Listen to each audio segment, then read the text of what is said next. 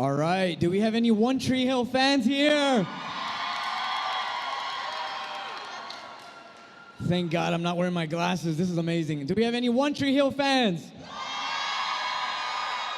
That's awesome. Just wanted to make sure you guys are in the right panel. All right, so I want you guys to give a big, loud welcome to the wonderful James Lafferty and the legend Chad Michael Murray. Hello, hello.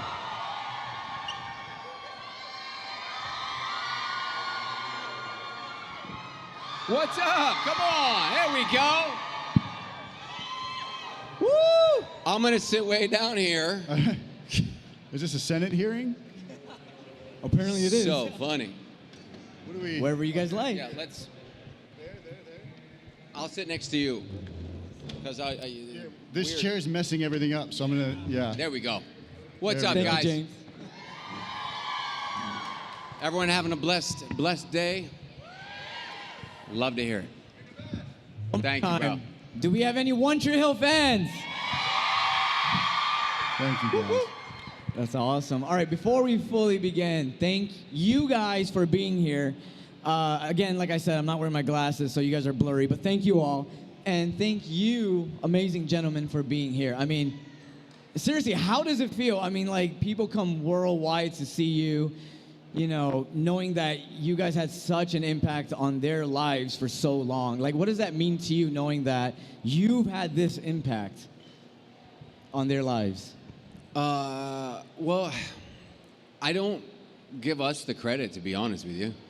This show has been a great team sport because it took every single one of you guys. It was always the fans' show. It was always the show that was just hanging on and the fans pushed it over. And it's been something that I think James and I, when we both started, never would have pictured ourselves 23 years later here sitting looking at so many beautiful, wonderful people from all over the world and get to share these moments. I mean, like, hey guys, we grew up together. Pretty cool. I love that. Thank you. Okay, so jumping right in quickly. One Tree Hill began with two brothers who couldn't have more of a different path. Lucas and Nathan spent so much of their early series competing against one another, but over time their relationship evolved into one of the strongest and most beloved aspects of the entire show. Why do you think the journey of Lucas and Nathan resonated so deeply with fans, and what do you think their relationship teaches us about family, forgiveness, and growth? Wow. You know, yeah. Thanks. I feel like looking back on it, I can see it a little bit more clearly that there were so many things that Lucas had that Nathan could learn from, and so many things that Nathan sort of innately had that Lucas could learn from, and they were a little bit of like they were pieces of a puzzle that really did fit as much as they felt like polar opposites in the beginning. Once they sort of got out of their own way and accepted each other, you know, and started to love each other, is when they really started to make each other better people. And I think that's, you know, it's the same thing that goes with like a relationship, you know, that's what you're looking for in a relationship as well. So I think that's like a universal theme that we all kind of like hope to have in our own families, in our own friendships, in our own relationships. And so it presented something to kind of strive for and want, I guess, out of life. Yeah. It's the imperfection that makes it perfect, you know? That's it. I love it. Brotherhood. That's the best way to put it. Okay, so looking back, which scene was much harder to film than fans would ever realize?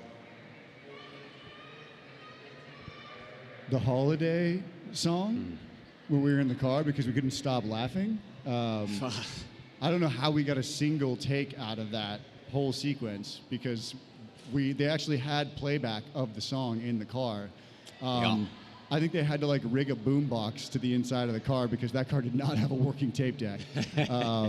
But yeah, I remember just like, yeah, we were struggling really hard to keep it together for that whole holiday. sequence.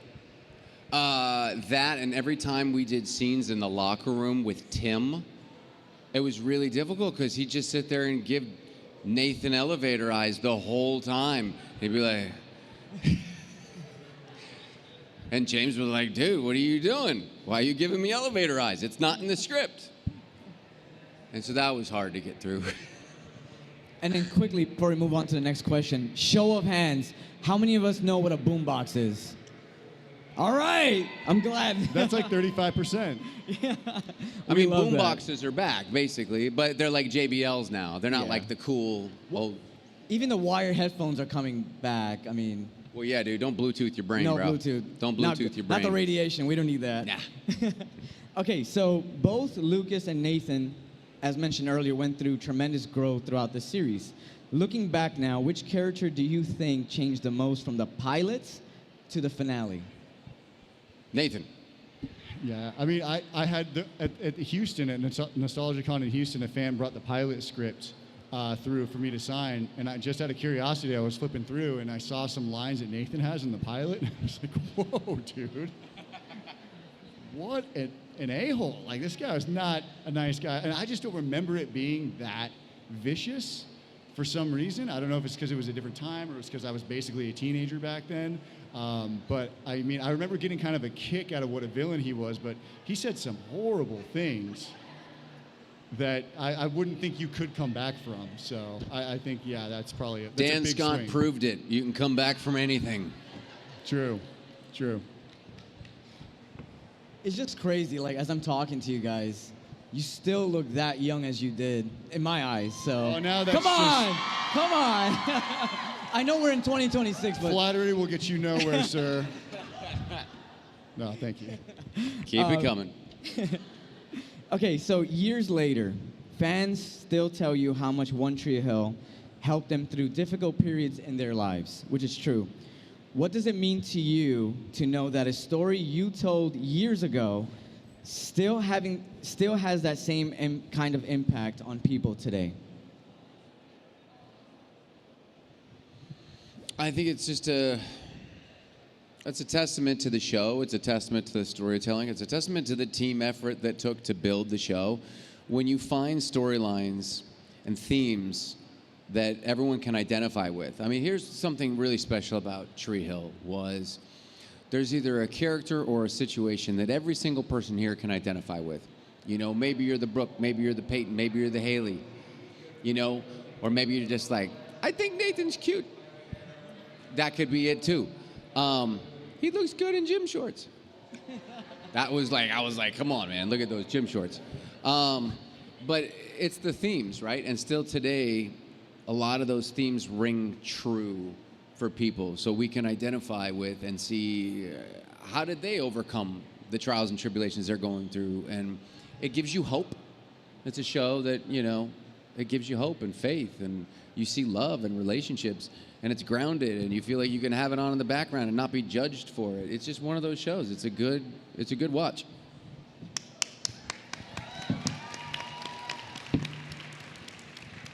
Poetic. I love it. That was really good.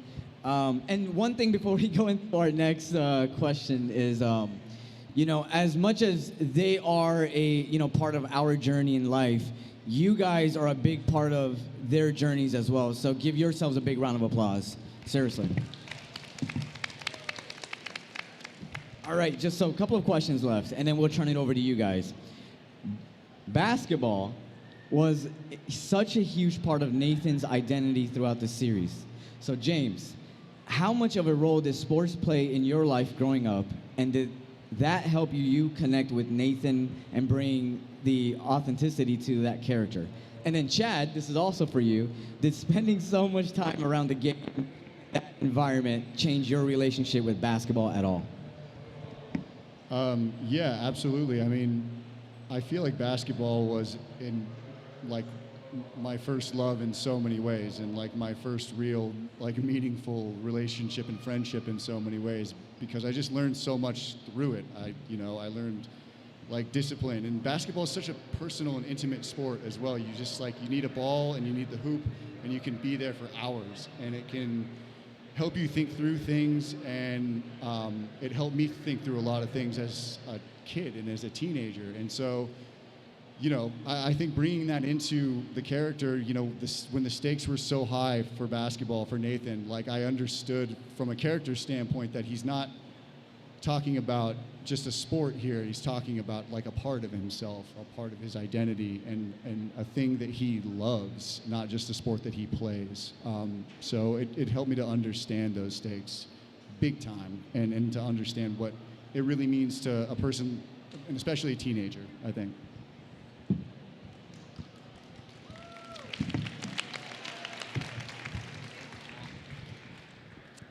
Yes.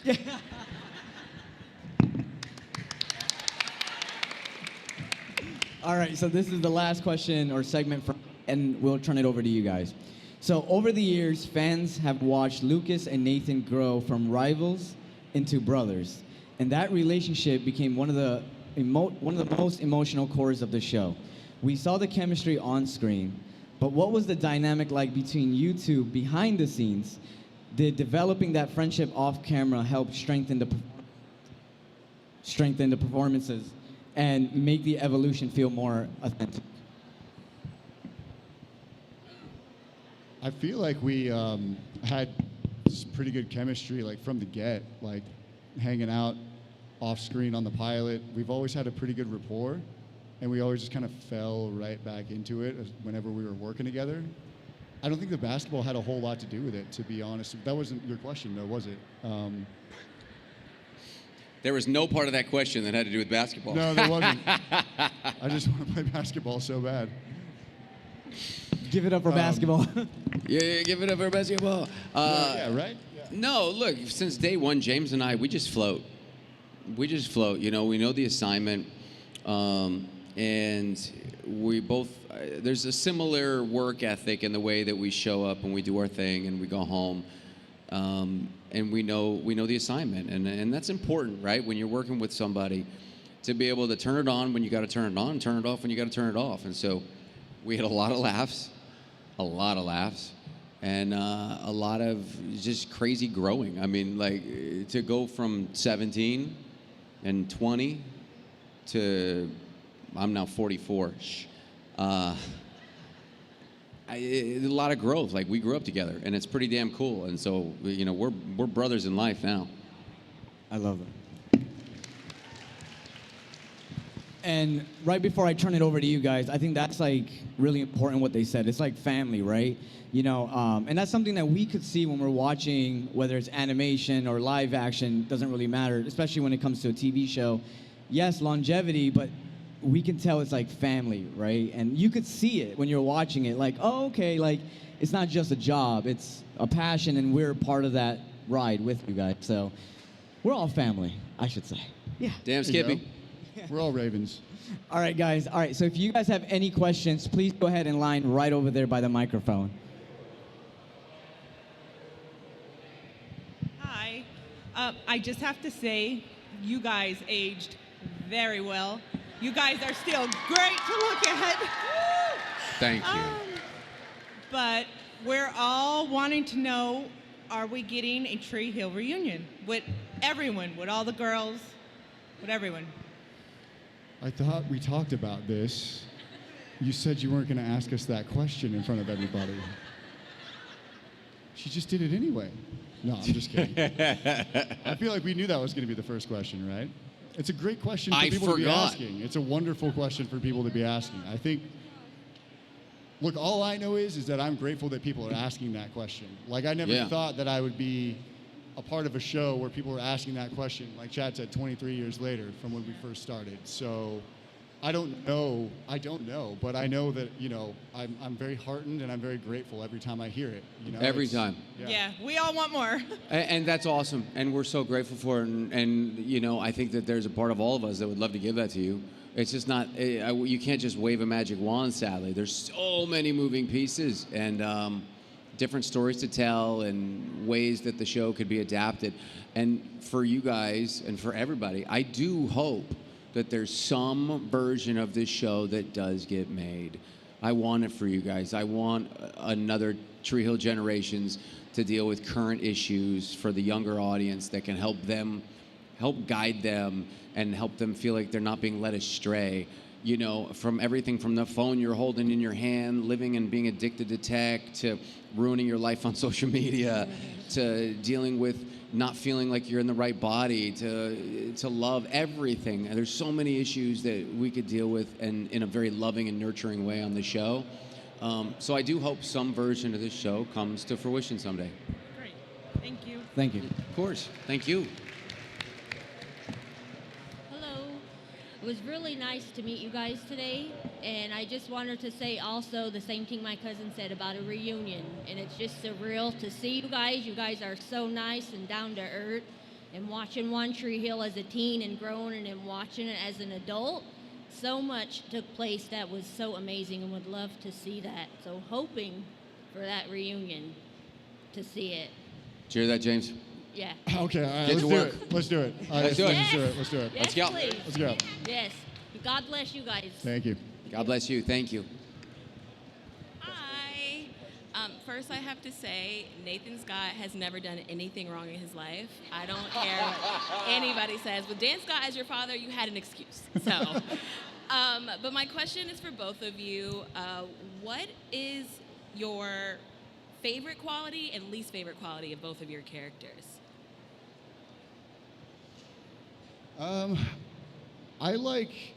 I kind of like Nathan's like temper.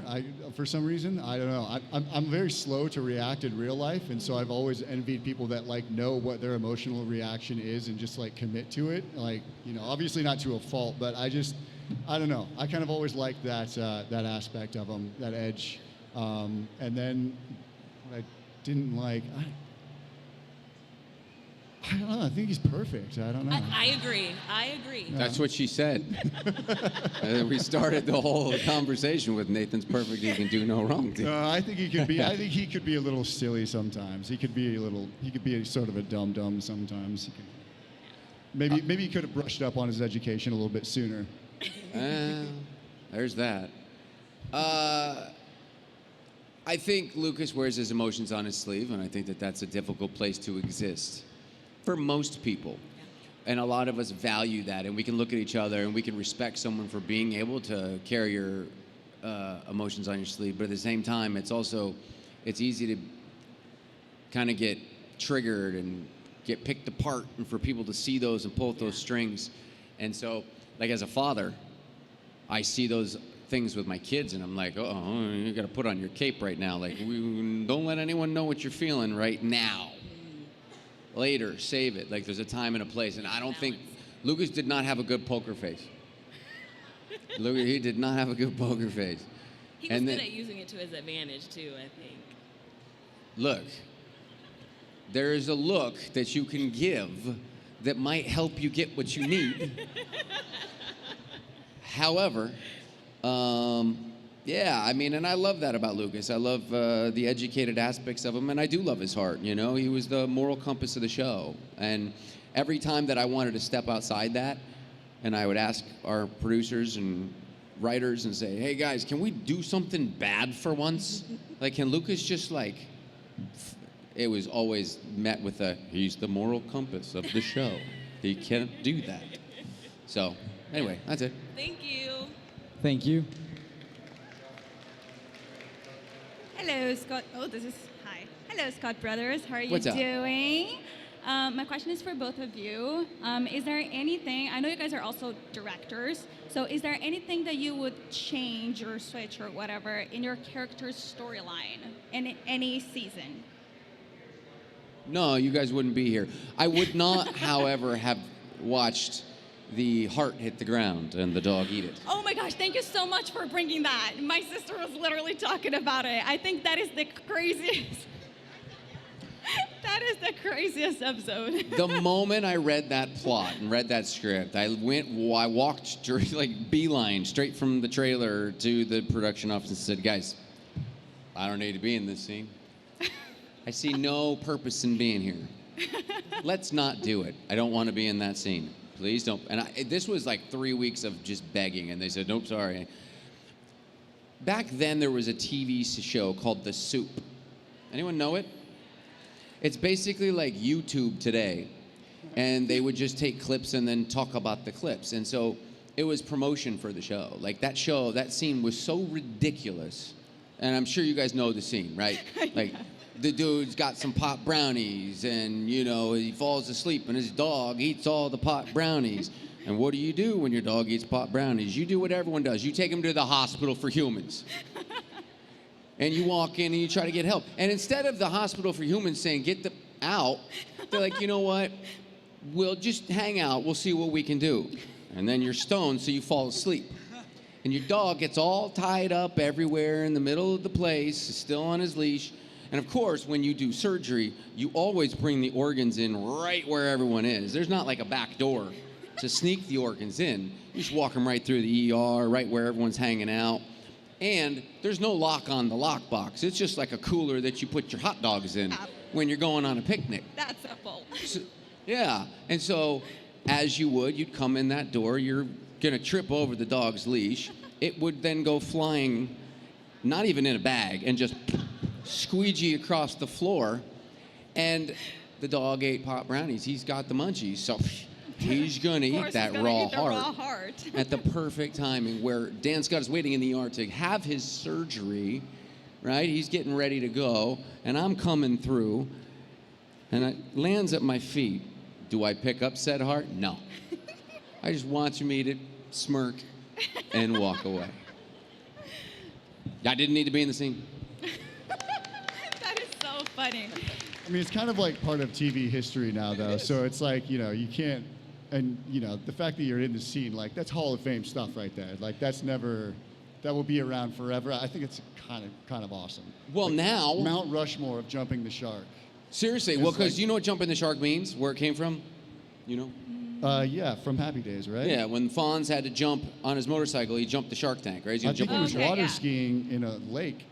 Water skiing in a lake? Yeah, there's and he a shark. jumped over a shark? Yeah. Is that where it was? I was told so. motorcycle. I never saw the episode, as you can see.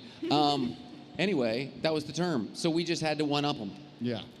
Interesting. James, would you change anything? Any storyline? How do I follow that act? You got this. You know, I've said it before. I'll say it again.